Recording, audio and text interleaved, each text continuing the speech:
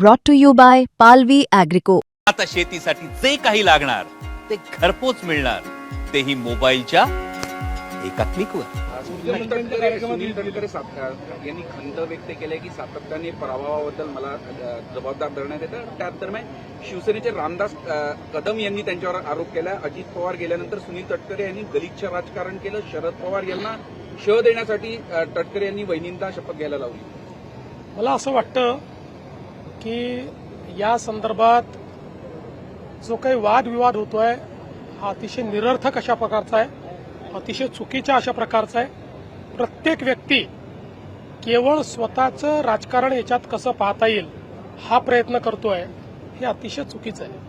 बघा, शेवटी राज्याचे उपमुख्यमंत्री, राज्यातले एक अतिशय प्रसिद्ध व्यक्तिमत्व असलेले एक मोठे नेते अजितदादा पवारांच्या रूपाने दुर्दैवाने आपल्यातनं निघून गेले.